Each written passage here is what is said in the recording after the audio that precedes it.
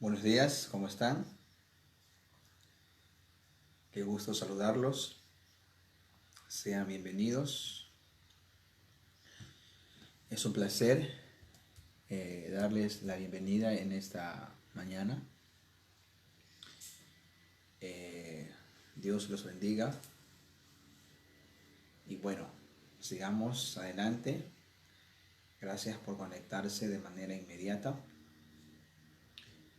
Es un gusto para mí, como cada mañana, poder recibirlos y compartir con ustedes la palabra del Señor. Buenos días a todos los que están ingresando, los que ya ingresaron y los que van a ingresar. Buenos días. Los saludamos y les deseamos muchas bendiciones. Buenos días. Muy bien. Esta mañana tenemos el tercer mensaje.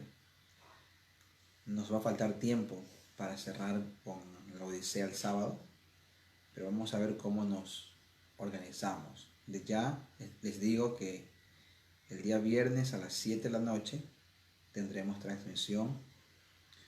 Vamos a transmitir el viernes para completar nuestro programa.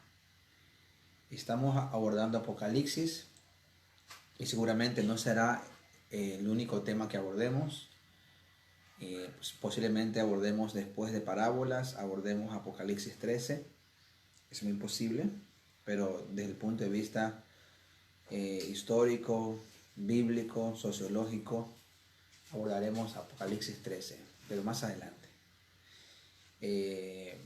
Estamos viendo Apocalipsis, estamos hablando de 7 promesas para 7 iglesias y hemos tenido dos jornadas o 2 días maravillosos donde el mensaje de la palabra del Señor ha tocado los corazones, sin duda alguna. Gracias por seguirnos y conectarse con el tema. Vamos a orar para comenzar de inmediato para ganar tiempo. Oremos. Padre nuestro que estás en los cielos, santificado sea tu nombre. A ti, Señor, rendimos toda la gloria, el honor y el poder.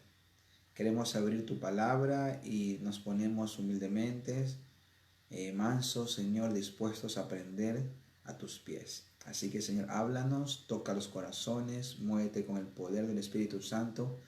Llénanos del poder del Espíritu Santo. Danos una doble porción del poder del Espíritu Santo. En el nombre de Jesús. Amén. Amén. Muy bien. Yo quisiera hacerles un desafío antes de ir al texto bíblico para mañana, que es el último día en la madrugada de esta jornada. Escuchen bien, este desafío lo voy a, al final de la oración, le pido a producción que me haga acuerdo. Al final de la transmisión voy a recordar el desafío.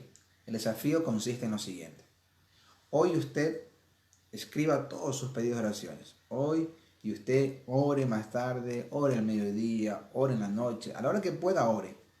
En su vida personal, en sus grupos de oración, en su iglesia, con su familia, ore.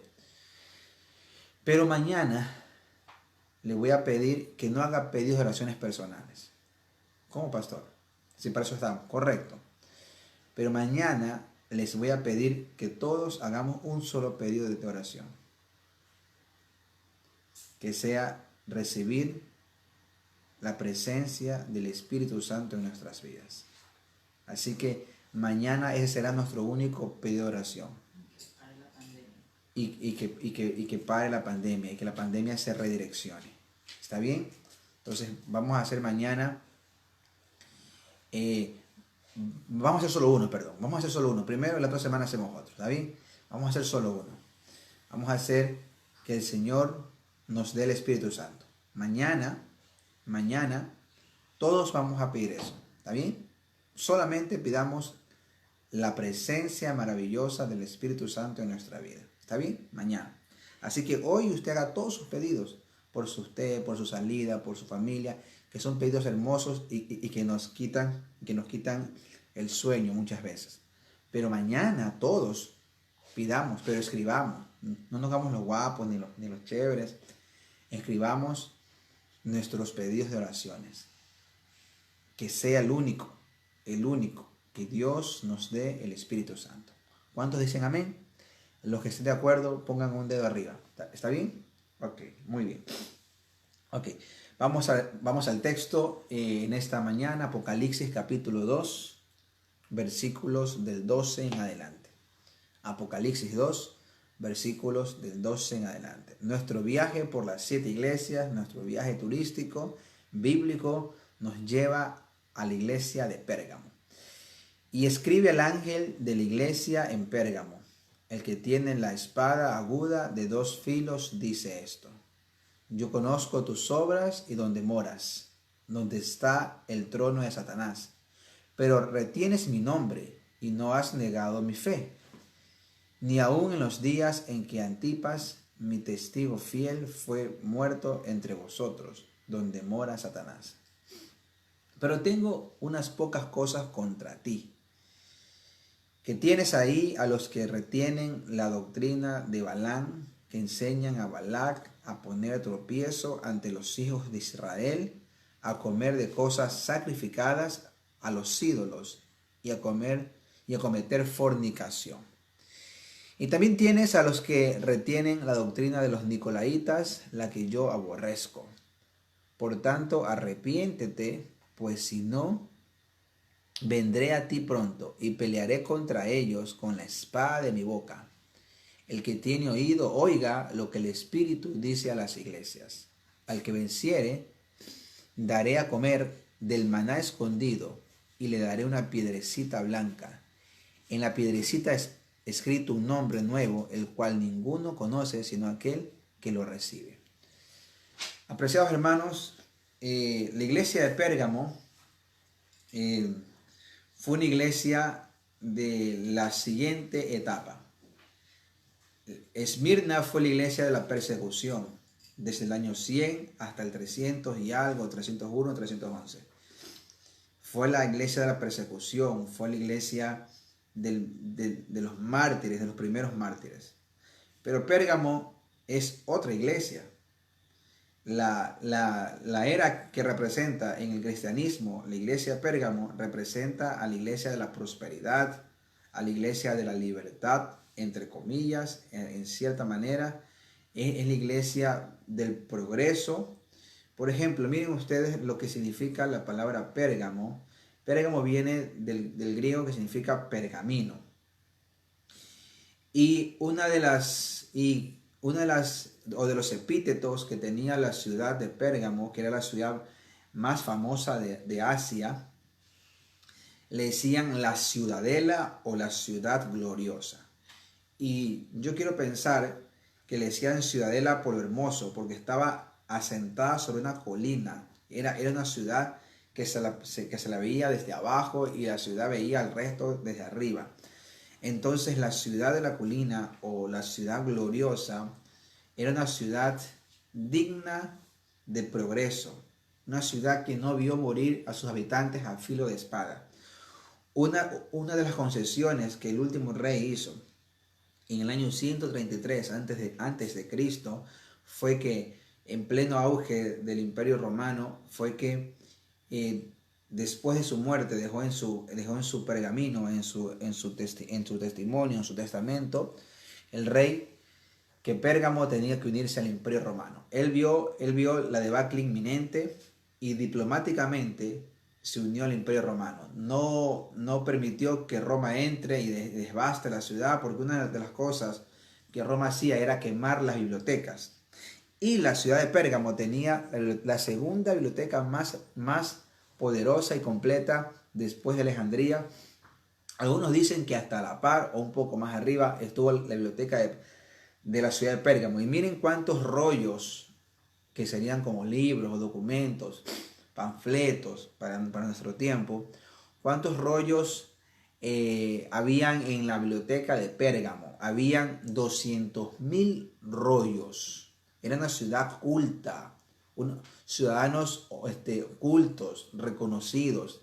La iglesia que se establece en Pérgamo es una iglesia próspera, una iglesia que tiene la ausencia ya de la persecución. La persecución terminó con la conversión del emperador de turno en el año 300 al comienzo del tercer siglo, año 300, el emperador Constantino. Así que ya el Imperio Romano, su religión ya no es el paganismo, sino el cristianismo.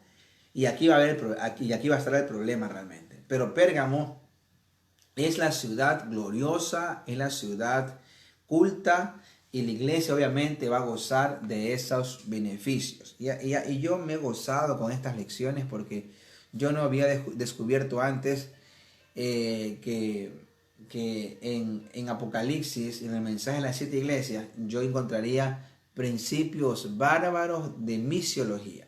Mi pasión son las misiones, el evangelismo urbano, el llegar a grandes urbes con el evangelio. Esa es mi pasión y realmente es mi línea. Pero yo hoy doy gracias a Dios porque hoy desmentimos lo que los maestros del desastre nos han enseñado o enseñan allí por las redes, que Apocalipsis es un libro totalmente catastrófico, lleno de truenos, centellas, símbolos. Pero el primer día vimos que Cristo es el centro. Y yo estoy viendo lecciones maravillosas de misión aquí. Por ejemplo, si tú plantas una iglesia en un pueblo donde el alto índice de pobladores son analfabetos, no leen ni escriben, ¿cómo tú crees que será en la iglesia? ¿Cómo será la membresía? Si tú plantas una iglesia en la capital de un país, donde la gente tiene cultura, educación, cerca de la biblioteca, cerca del downtown, del centro mismo, ¿cómo será la hermandad? Bueno, aquí no se trata de hacer distinción de personas, de clases. Se trata de potencializar la iglesia. Las iglesias completas benefician a las iglesias pequeñas. Por eso se plantan primero iglesias en capitales, buscando lo mejor que se puede dar a una iglesia, en el mejor contexto, porque si el contexto es bueno, la iglesia nace bien. Entonces esa iglesia puede apoyar a la iglesia periférica, pero comenzamos siempre al revés. Vamos a la periférica y cuando ya después el terreno vale 10, 15, 20 veces más, compramos, entonces ya no se puede comprar. Ya no se puede porque todo cambió. Las iglesias populares, por ejemplo, una de las cosas positivas de la plantación de iglesias, del catolicismo, tiene que ver que hace 200 años, cuando comenzaron a colonizar 300 años atrás, en todos los pueblos, aún el más pequeño de la América hispana, el primer edificio es la catedral católica y la escuela, el colegio. Y realmente eso también es una figura de educación adventista. Ellos se inspiraron, pues obviamente, en los últimos 100 años en esto. Sin embargo, eso es algo que hay que destacar, que los mejores lugares frente al parque central está la iglesia católica, y eso hay que destacarlo. Pero nosotros tenemos que aprender a plantar iglesias en lugares estratégicos. Hoy las iglesias virtuales tienen que levantarse, organizarse para que el evangelio sea relevante a la comunidad virtual. Bueno, eso es un tips misiológico, académico, objetivo, que yo encuentro en el texto, totalmente objetivo. Versículo 12 dice: escribe el ángel de la iglesia en Pérgamo. Alguien me preguntó ayer, pastor, ¿quién es el ángel? Y buena pregunta, no lo había tocado. Voy solo a hablar de Pérgamo, no voy a meterme arriba, ya pasé. El ángel de la iglesia de Pérgamo, el mensaje lo da Cristo, se lo da a Jesús, se lo da a Juan, y Juan debe escribirle al ángel de la iglesia de Pérgamo. ¿Quién es el ángel? La palabra ángel viene de ángelos, mensajero. Da la impresión que el problema, básicamente contextualizado, para ser leal al texto, en este problema, el problema de la iglesia de Pérgamo no está en la membresía. El testigo fiel hace una clara distinción entre una membresía que todavía retiene su nombre, no ha abandonado su fe. Realmente el problema de la membresía de Pérgamo es que ha hecho alianzas con pensamientos y filosofías paganas que ya no persiguen abiertamente al pueblo con muertes, ni persecuciones, tribulaciones, sino ahora se han introducido en la iglesia. Y entonces da la impresión que el problema de la iglesia de Pérgamo es que los líderes de la iglesia de Pérgamo han permitido esta alianza que se conoce en el mundo académico como, se la conoce como un sincretismo. Este sincretismo lo han permitido esta unión de lo religioso con lo pagano. Entonces, da la impresión que el ángel simboliza a ese tipo de liderazgo que permitió que en la iglesia de Pérgamo se introduzcan estas cuestiones, básicamente la doctrina de Baal y de los Nicolaitas. Vamos por parte, solo para hacer una introducción, para saber quién es el ángel. Posiblemente se refiera a los dirigentes de la iglesia de Pérgamo. Y ese principio se puede aplicar seguramente a todas las demás iglesias, mirando siempre el contexto. El que tiene la espada aguda de 2 filos dice esto. Wow. Comienza diciendo el epíteto que se autodefine Cristo aquí, el testigo fiel Jesús es el que tiene la espada aguda de 2 filos. Más adelante va a decir que va a pelear contra ellos con la espada de la boca. La palabra dice que la palabra de Dios es una espada de doble filo que atraviesa el corazón, los tuétanos y convierte el alma. Es evidente que aquí se está refiriendo a la palabra de Dios. ¿Con qué va a pelear el Señor, el testigo fiel? ¿Con qué va a pelear el testigo fiel? Con la iglesia de Pérgamo, con los dirigentes que están introduciendo estas filosofías. ¿Con qué? Con la espada de su boca. Y nuevamente entramos en el tema de la contextualización. Porque en cada iglesia, según la condición, las características, el contexto, la sociedad, el testigo fiel fue relevante para Juan y para la iglesia mismo a la cual se dirige. Ahora está hablándole a una iglesia culta, a una iglesia próspera, a una comunidad educada, a una comunidad de alto nivel cultural e intelectual, a la iglesia, a Pérgamo. Ahora, los rollos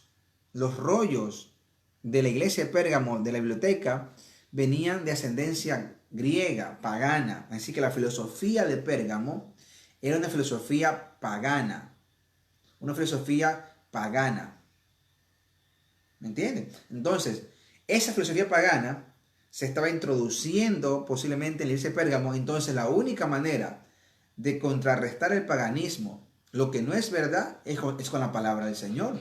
Cómo el Señor enfrentó al diablo y sus 3 tentaciones directas y específicas, como está escrito.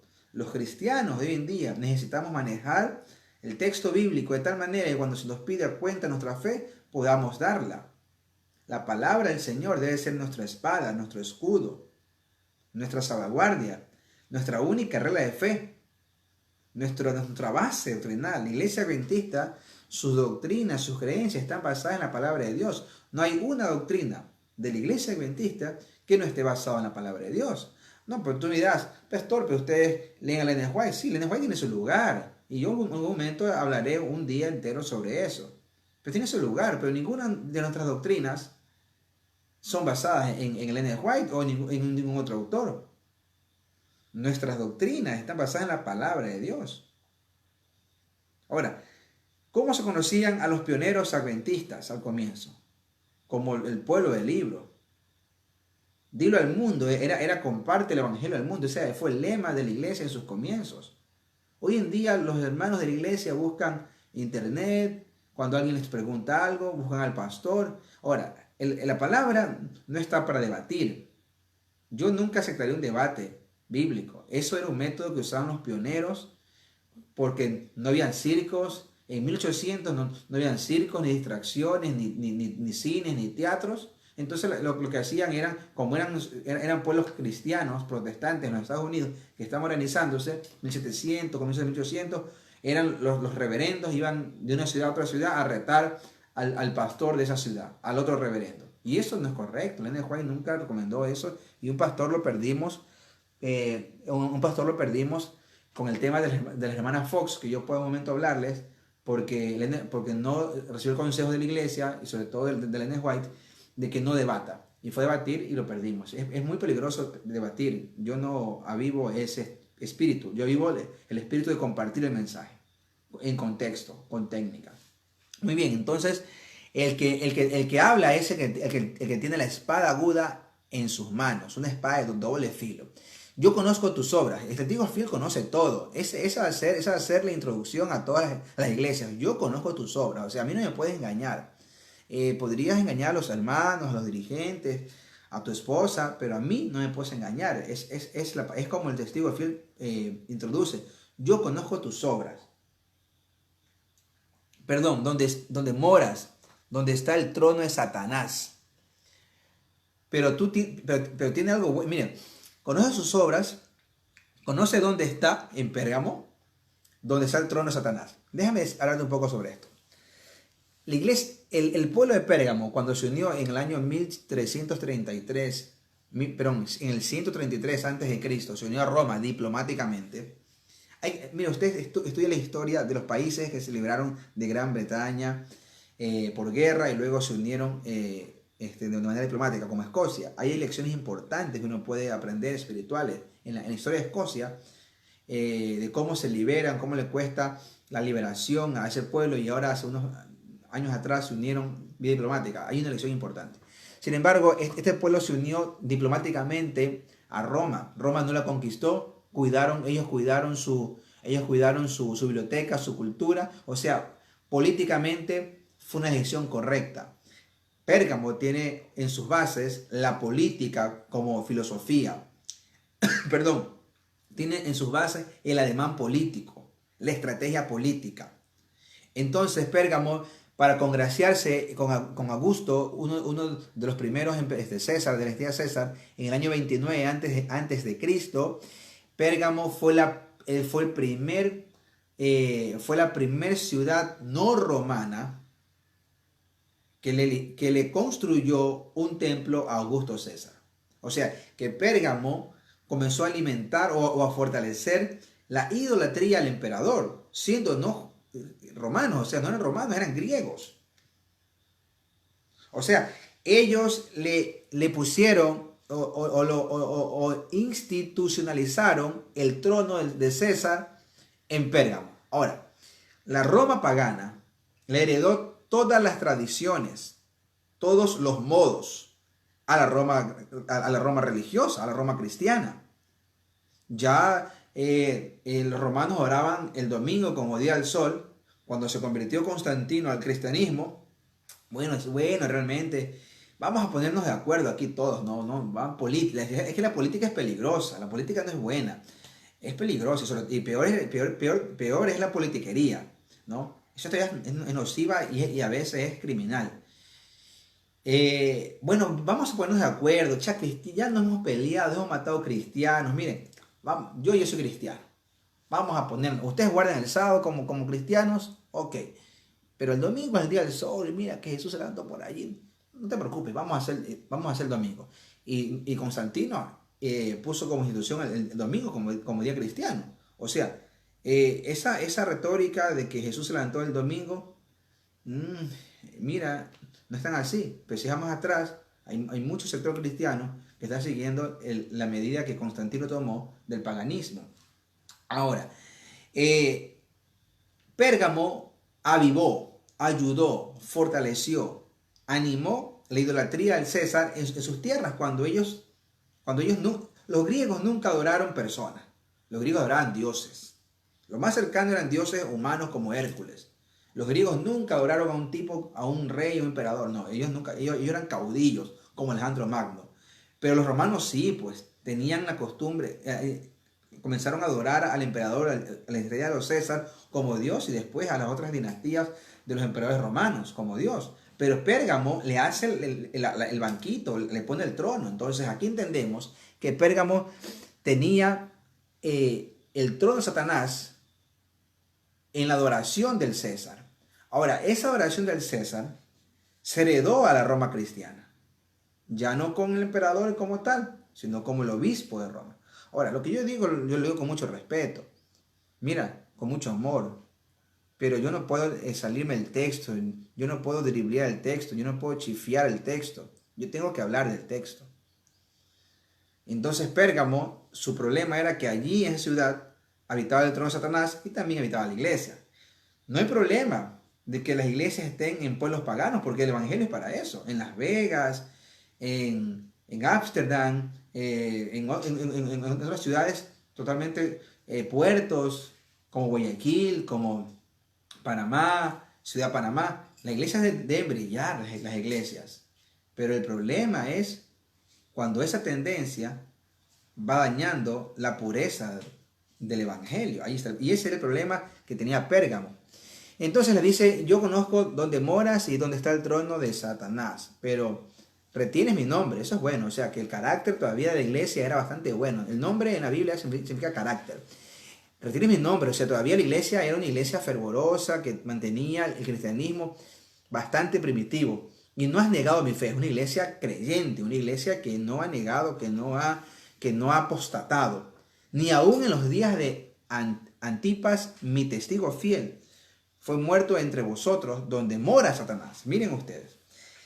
Ya en los días de Pérgamo, como dije, no había persecución, pero da la impresión que hubo un quiebre, un desgaste con un caballero llamado Antipas, un gran... Mira, de verdad que en los libros no se encuentra mucha cosa sobre Antipas. De verdad que me quedé corto en este aspecto porque no encontré y no puedo especular. Pero lo que encontré se los comparto. Antipas era un ciudadano de Pérgamo prominente, cristiano. Da la impresión que por algún desgaste de liderazgo del pueblo político, posiblemente Antipas fue calumniado, ya que era cristiano. Sus enemigos por allí buscaron una calumnia y llevaron a las masas a juzgarlo, a las masas, y usando la psicología de las masas, como usaron con Cristo, lo condenaron. Y Antipas lo mataron en la hoguera. Antipas fue quemado vivo en la hoguera. ¿Y por qué es relevante Antipas? Porque era un tiempo de paz. Era un tiempo donde ya no había persecución. Entonces, en un tiempo de paz, ver que quemen a un cristiano, obviamente el texto lo iba a referir como un testigo fiel. O sea, es interesante que la fidelidad de este hombre, Jesús la resalta. Mira, hermano mío, algún día Jesús vendrá. Algún día Jesús regresará a la tierra. Y vendrá por sus hijos. Y vale la pena ser fiel. Y la fidelidad no tiene que ver con el legalismo, con no comer o sin comer, con no hablar, no. La fidelidad tiene que ver con caminar con Cristo.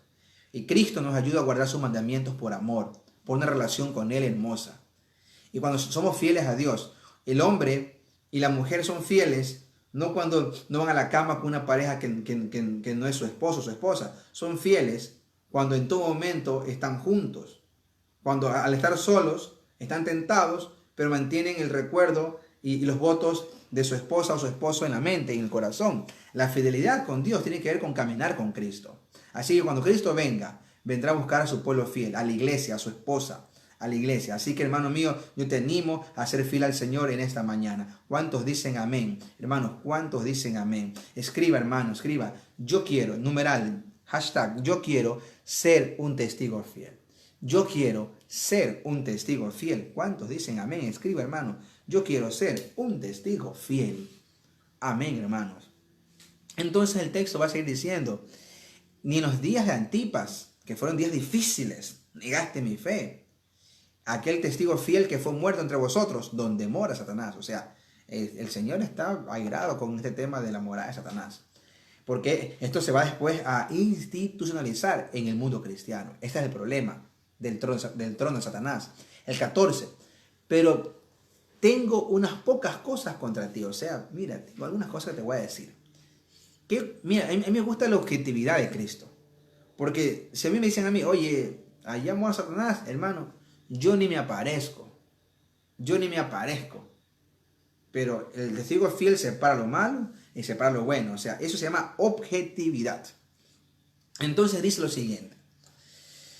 Pero tengo unas pocas cosas contra ti, que tienes allí a los que retienen la doctrina de Balaam, que enseñaba a Balac a poner tropiezo ante los hijos de Israel, a comer cosas sacrificadas a los ídolos y a cometer fornicación.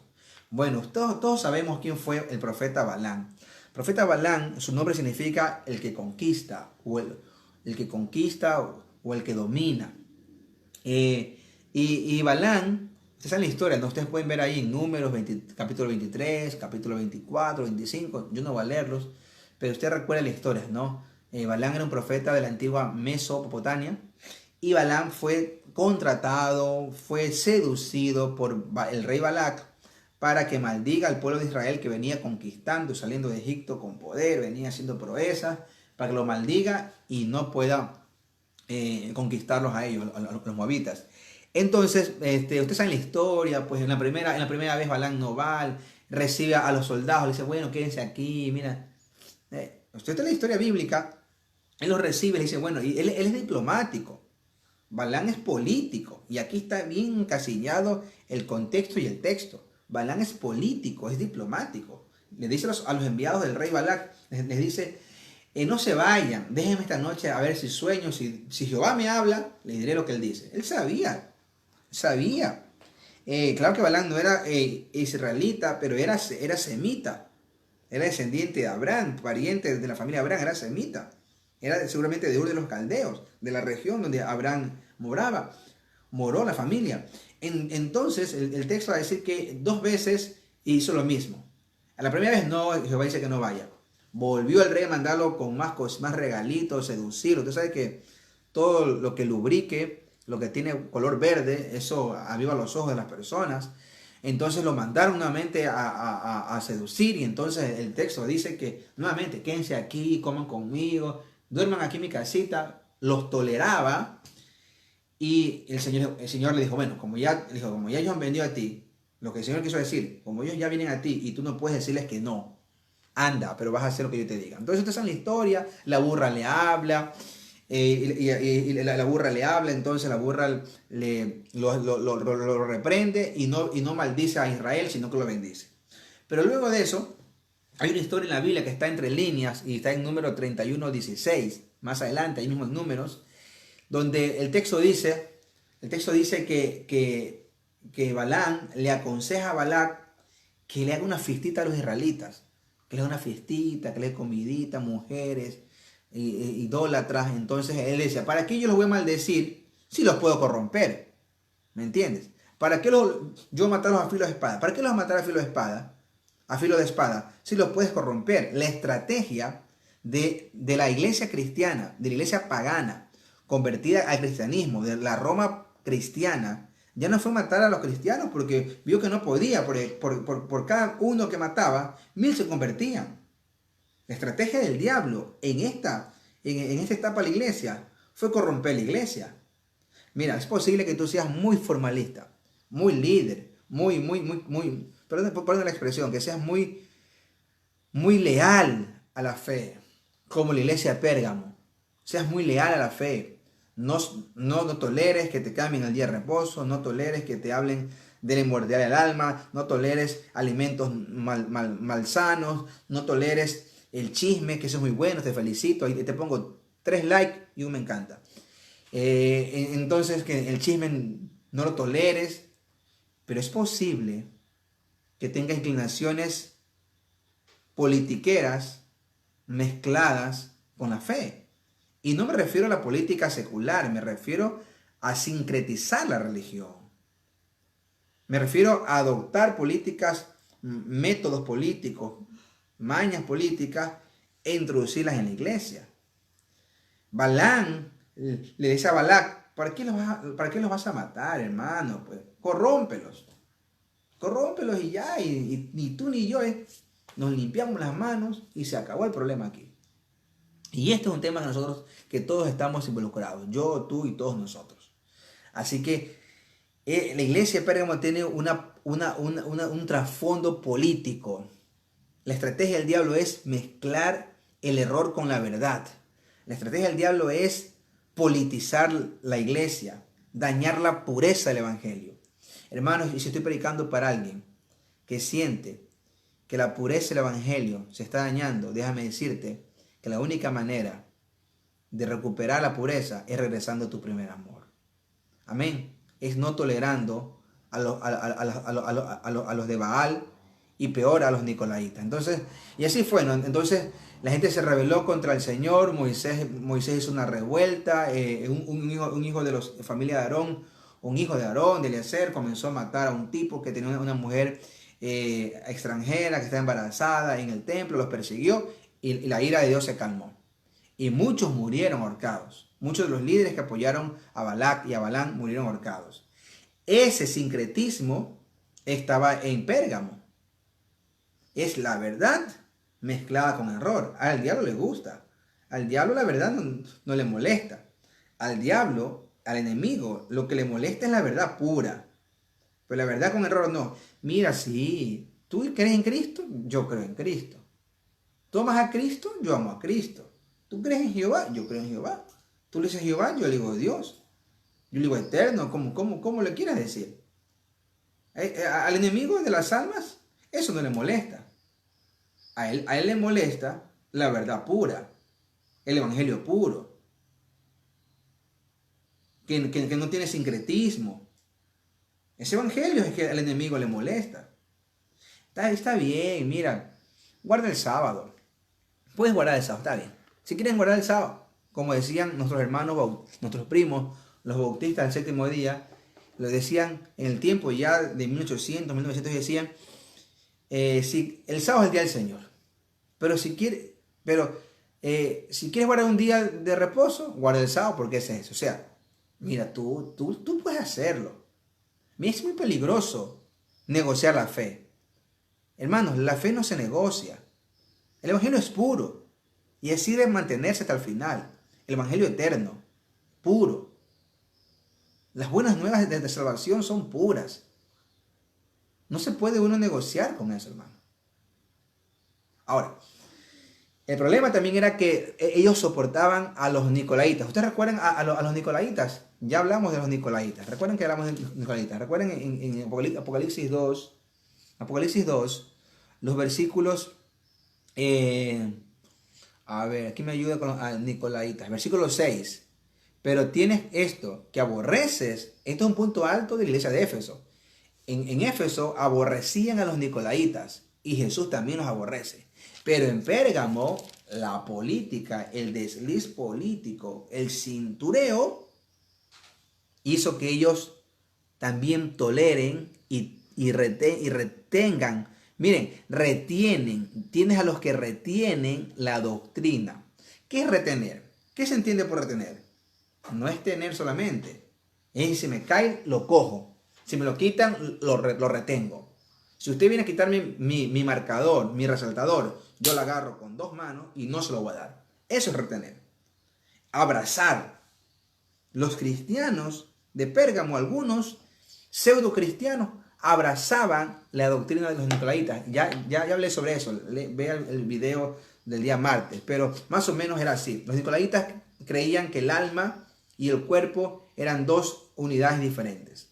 Que el alma o el espíritu era bueno y el cuerpo era malo. Eso es espiritismo. Eso es puro espiritismo. Esa es la esencia, la semilla del espiritismo. Y es satánico. Y una de las cosas que me gusta de los comentarios que salen en White dice que en los días finales, escucha bien lo que te voy a decir, en los días finales, cuando Cristo esté por venir, el enemigo hará grandes engaños y obrará a través del espiritismo. Y muchos cristianos sinceros serán engañados.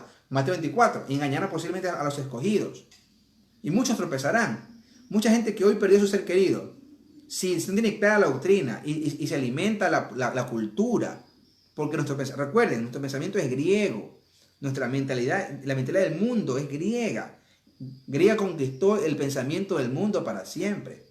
Y si usted alimenta el pensamiento, ay, mi papá, ¿dónde estará mi mamá? Déjeme decirle que usted es una presa fácil para el engaño del espiritismo. Yo conozco hermanos adventistas, cristianos sinceros, que no están claros en cuanto a la doctrina del alma.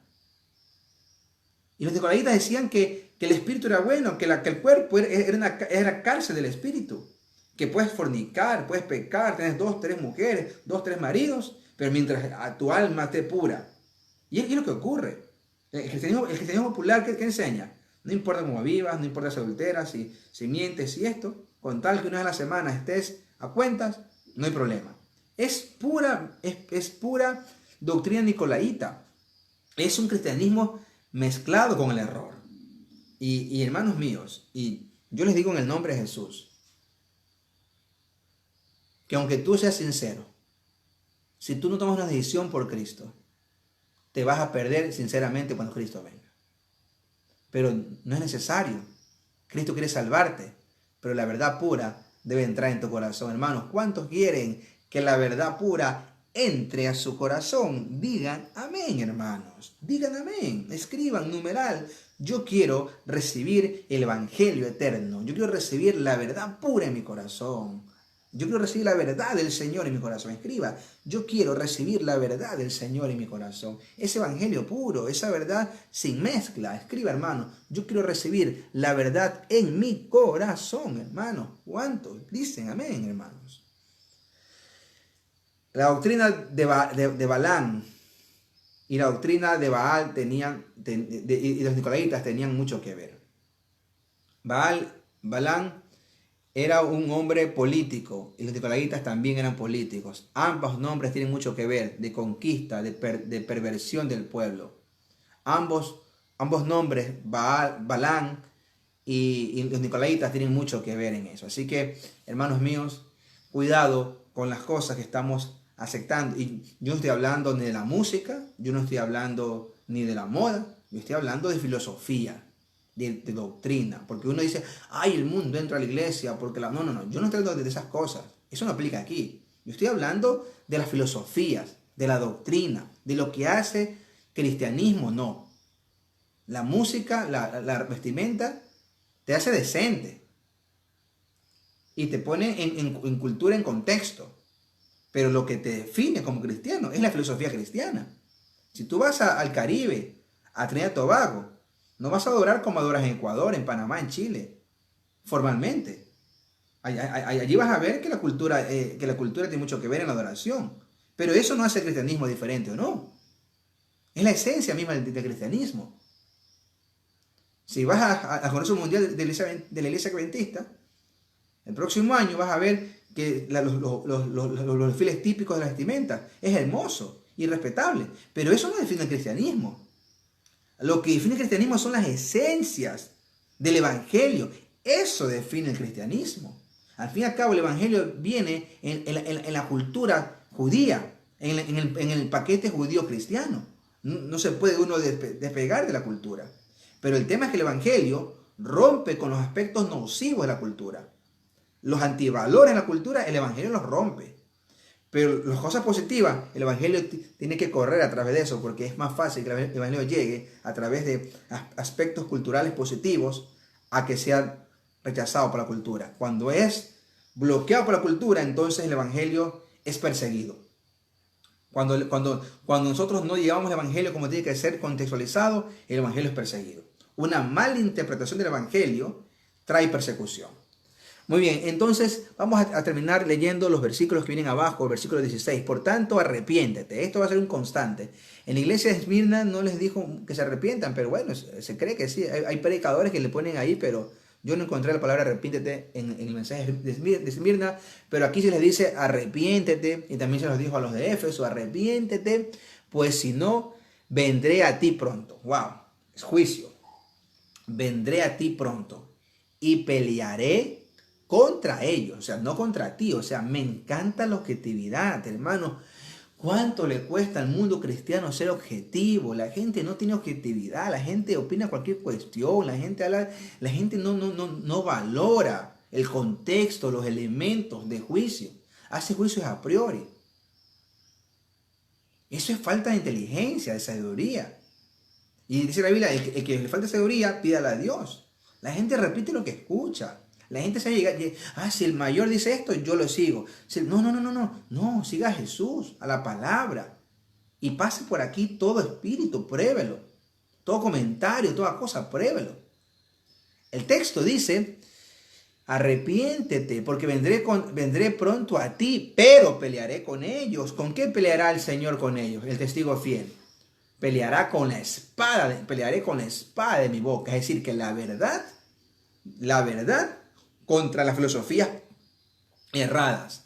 La verdad contra las filosofías erradas. Mira, cuando yo tenía 16 años y conocí el evangelio, yo era un fiel creyente. Créeme lo que era un fiel creyente.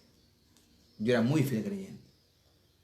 Pero seguía filosofías no tan completas.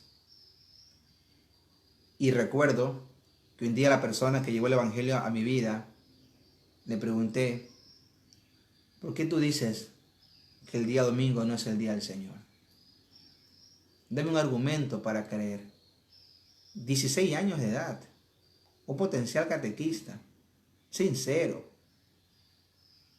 Y entonces la persona me dice, me sacó textos y textos y textos y tras textos y textos. Hermanos, y lo que yo hice es llorar después. Cuando se fue, comencé a llorar.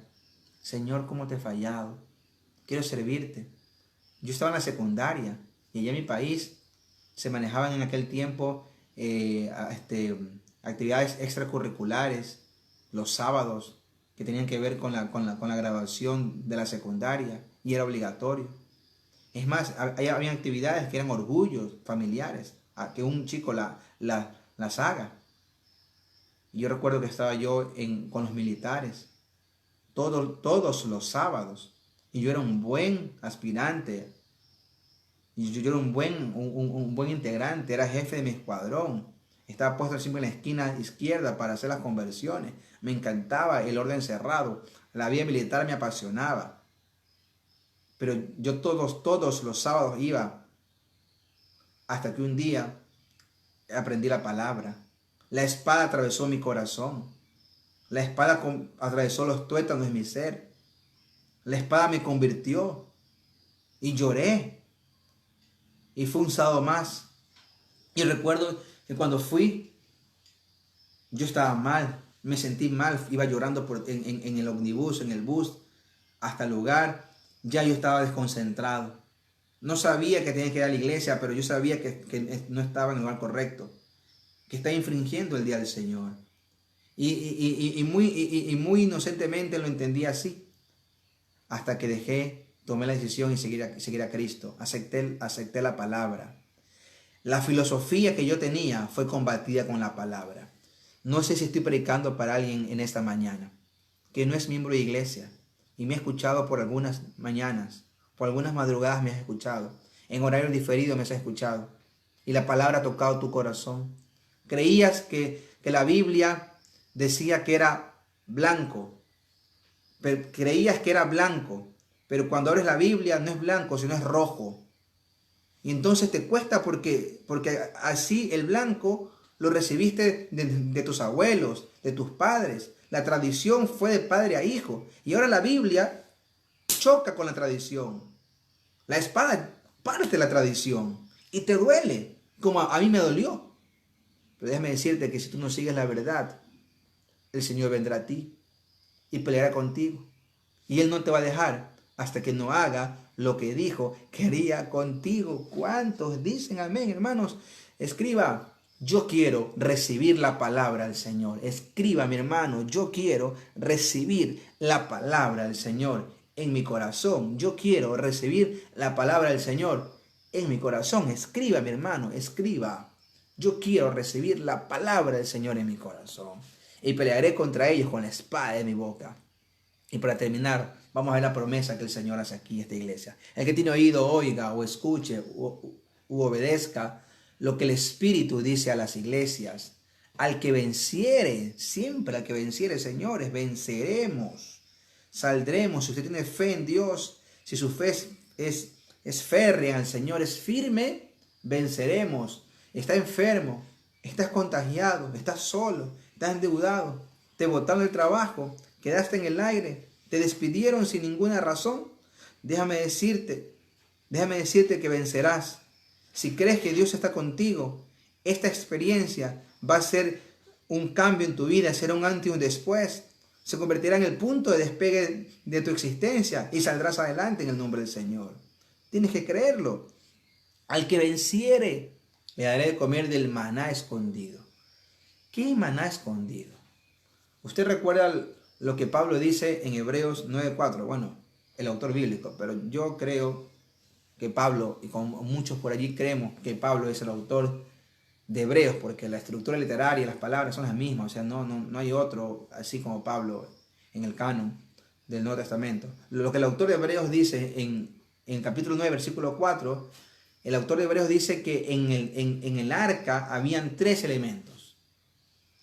La vara de Aarón, que floreció, las tablas de la ley del pacto de Moisés, que Dios le dio a Moisés para el pueblo, y 3, el maná.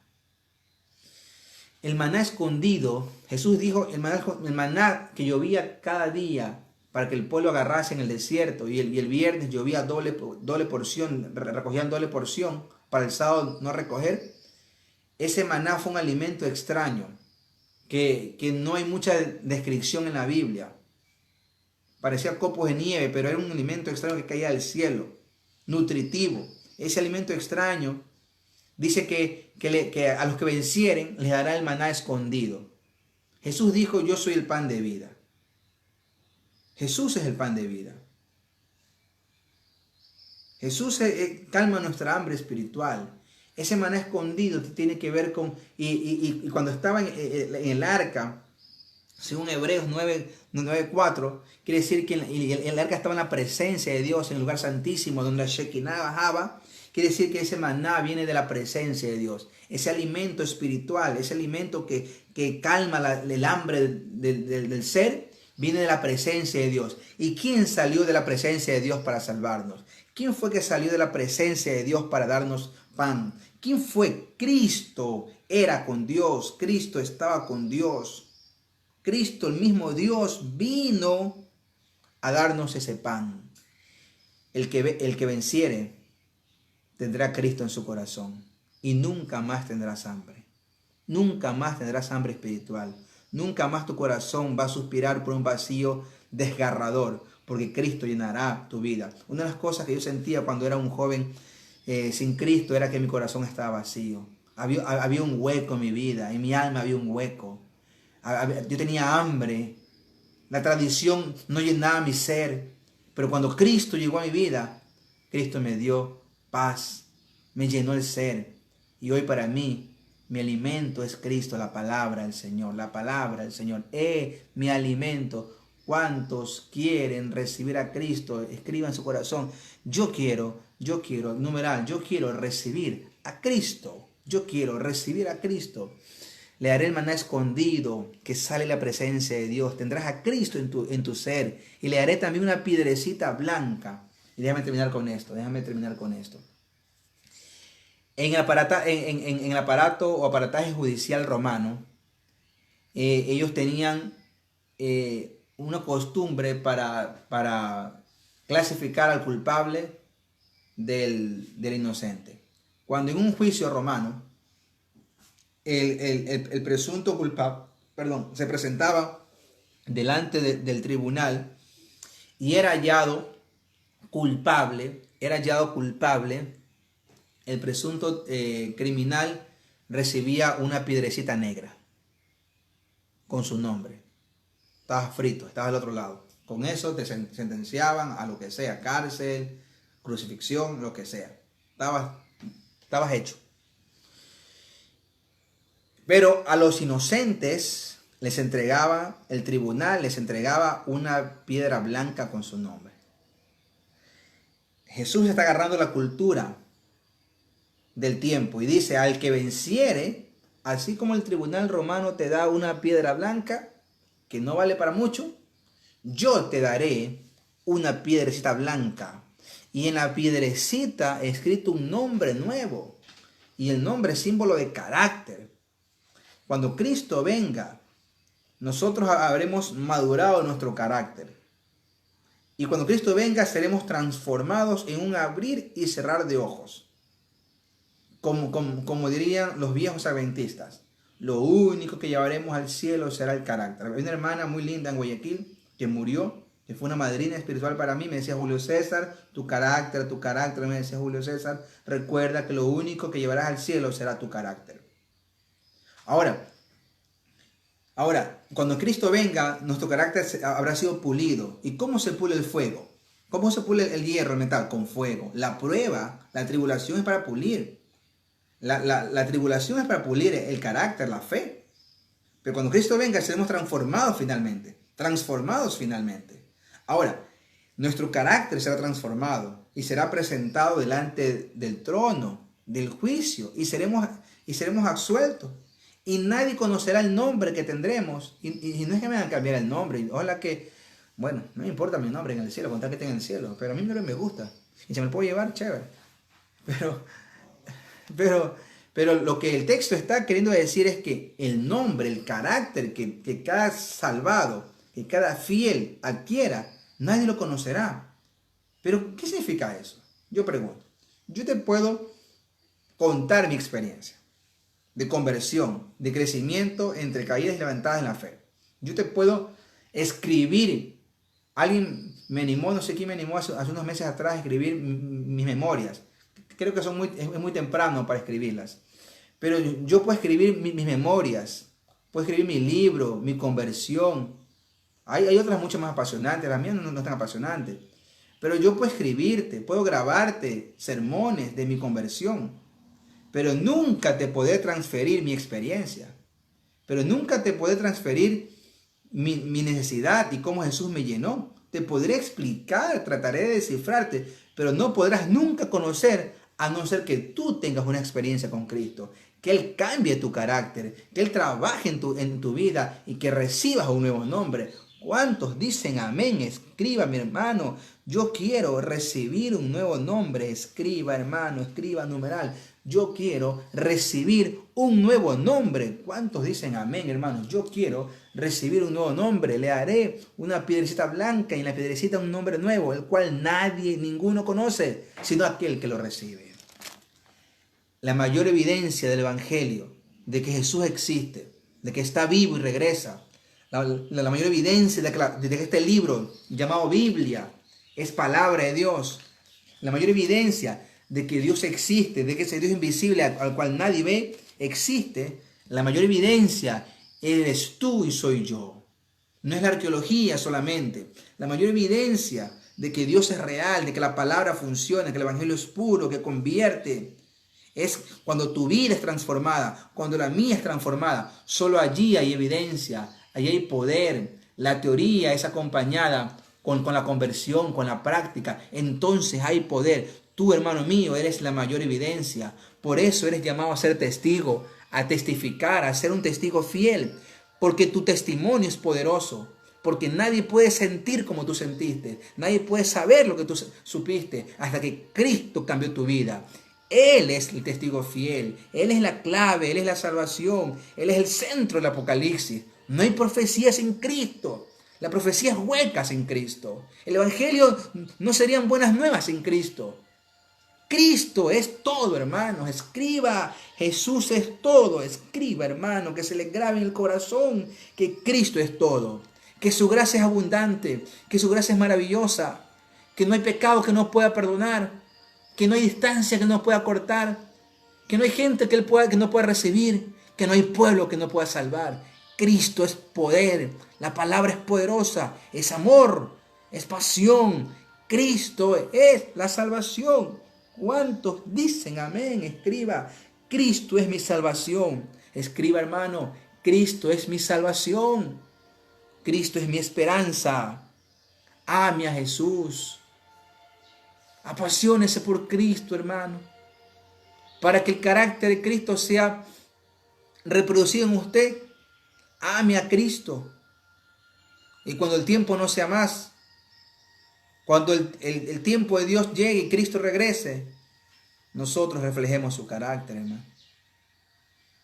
Pero por su gracia y por su amor. No porque la iglesia pueda sola. No porque ya hay una generación perfecta. No, eso no tiene ningún fundamento bíblico. Sino por la gracia de Cristo, porque caminamos con Él. Y aún al final nos faltará de pronto, pero seremos sellados con su Espíritu y Él nos va a transformar. Porque comenzó en vosotros la buena obra, la terminará hasta el día de su venida. ¿Cuántos dicen amén, hermano? Escriba, Señor, yo quiero que termines en mí la obra. Escriba, hermanito, escriba. Yo quiero que termines en mí la obra. Escriba, hermano mío, escriba. Escribir es aclarar. Los escritores sabemos que escribir es aclarar. Vamos a orar esta mañana. Mi esposa viene cándidamente con los pedidos de oración. Y vamos a orar. Recuerde el desafío para mañana. Recuerde el desafío para mañana. Hoy haga los pedidos de oración por usted, por sus amigos, por acá, por allá. También mañana hágalos, pero no aquí en el chat. Mañana todos pongamos oro para recibir el Espíritu Santo. Oro en primera persona. No diga oremos, no se haga el santo, no, porque ni ustedes ni yo somos santos. Diga oro. Yo voy a decir oro para recibir el Espíritu Santo. Gracias. Oro para recibir el Espíritu Santo. Así que hermanos, mañana no van a haber pedidos de oraciones particulares. Usted los puede escribir, no los voy a borrar. Van a estar allí, vamos a orar seguramente. Pero todos mañana, ese es el desafío para mañana. Ese mañana va a ser el desafío. Todos pidiendo la presencia del Espíritu Santo. Amén. ¿Cuántos dicen amén? Vamos a orar. Padre nuestro que estás en los cielos, santificado sea tu nombre, Señor. Te agradecemos inmensamente la oportunidad de abrir tu palabra, de escuchar tu mensaje. Señor, gracias porque eres bueno y porque para siempre son tus misericordias. Señor, gracias por amarnos, por atravesarnos con la espada de tu palabra, por convertirnos el alma, Señor. Padre, que tu palabra nos convierta, que al caminar contigo, que al mirarte, que al obedecerte, Señor, que al trabajar por otros, que al compartir el mensaje, nuestro carácter sea transformado como el tuyo. Y cuando el tiempo no sea más, tú nos transformes finalmente para siempre. Y podamos tener un nombre, Señor, nuevo, un carácter nuevo, que nadie pueda entenderlo, a no ser cada persona que fue transformada por tu palabra y por tu sangre y por tu gracia. Padre, gracias por escucharnos. Abro mis ojos y voy a presentar los pedidos de oración que están aquí en el papel. Padre, pido por Magda. Magda pide protección por ella y todo el equipo de Mides, por la salud de su mamá que se está recuperando, por su tío Hernán Serrano, por la señora Rosa y Roberto Quiroz, tienen COVID. Señor, por favor, ponemos a Magda, sus compañeros, su mamá, su tío Hernán, por Rosa y por Roberto. Padre, la enfermedad no solo es enfermedad, no solo golpea los órganos, también encarcela la mente, la condiciona. Sé con ellos, Señor. La hermana Marta pide por sus hijos Iván y Yulisa Jiménez. Jenny pide por protección, cuidado al salir, al trabajar. Salud para su esposa, Jimmy, para salir a trabajar. Salud para su esposa e hijas, en especial por Mayerly, tiene problemas de rinitis. Señor, ponemos en tus manos a Jimmy, a su esposa, a su trabajo, a sus hijas y a Mayerly, que tiene problemas de rinitis. Señor, también a Marta y a sus hijos en tus manos. Por la salud de la señora Herminia Franco, por favor, Señor. Por la salud de Celso Naranjo y familia Vaca Naranjo. Por la salud del hermano Roberto Escalante. Por la salud de la mamá de Gisela y por el embarazo de Génesis, Señor. Protección para Fausto, que salió a trabajar. Por la salud de Karen Vite, Señor, bendícela, recupérala. Por la salud de Marcela Chinchay, tiene lupus. Por la salud de los hermanos de Vinces, algunos tienen síntomas de COVID. Señor, yo fui pastor de esa iglesia, Señor, lo ponemos en tus manos. Por la salud de Pablo Roger, en tus manos, Señor, tú conoces a Pablo, toca su corazón, obra en su vida conforme a tu voluntad. Por Martín Laje, para que recupere la visión. La hermana María Elena pide salud por su mamá, para ella, toda su familia. Por favor, escucha su oración. Melendi, este joven, pide por el hogar de Cristian Gómez y el de Neftalí Segura. Por Karen, hija de la hermana Lawrence Aspiazu, Dios toque su corazón. Señor, esta muchacha es linda, es una muchacha cristiana, es una mujer valiosa. Toca su corazón, Padre amado. Alicia pide por Jenny López, que acepte a Cristo como su único Salvador. Padre, por favor, escucha la oración misionera de esta hermana. Vivi Yance pide por Carlos Solís, familia Yance Chichande, para que busquen a Dios. Padre, Vivi es una muchacha joven y cada mañana se conecta, Señor, escucha su oración y contesta, Señor, su oración, por favor. Por la familia de Xiocarlis, por la salud de Henry Lastra, Señor, oramos por Xiocarlis, por Dani, por sus hijos, por sus nueras, Señor, sus nietos, Señor. Ponemos a esta familia linda en tus manos y al Señor Henry Lastra, a su familia, a sus hijos también en tus manos, Señor. Por la salud de Rosa Mayorga y Reina Mayorga, Señor, se están recuperando, síguelas bendiciendo. Por la familia de la hermana Freyita, por la salud de Carlos Jari y Laura Mayorga. Señor, cuida a las familias en Panamá, las iglesias en Panamá, la comunidad en Panamá, en Ecuador, en Brasil. En Brasil pasa una situación muy difícil. El país se está colapsando. El gobierno no puede sostener la pandemia. Y Señor, te pedimos que obres allá, hasta la sede de la iglesia, Señor, allá en Brasil, en Sudamérica. Padre, bendice a Perú, a Chile, Uruguay, Colombia, Venezuela, El Salvador, Guatemala, Honduras, todo Centroamérica, México, los Estados Unidos. Hay hermanos en Suiza que nos escuchan, en Rusia, en España. Bendícelos, Señor. Sé con ellos, levántate, Señor, victorioso. Por Alemania. Alemania también tiene una crisis seria y siendo primer mundo, Señor. Ayúdalos. Gracias por amarnos. Gracias porque tienes para nosotros como vencedores el maná escondido. Y tienes para nosotros, Señor, una piedra nueva con un nombre nuevo. En el nombre de Jesús. Amén. Amén. Nos vemos. Feliz día. Ya saben, mañana el desafío es orar para recibir el Espíritu Santo. Nos vemos mañana. Cuídense. Bendiciones. Compartan, por favor. Vamos a vencer el egoísmo compartiendo el mensaje en Facebook. Chao.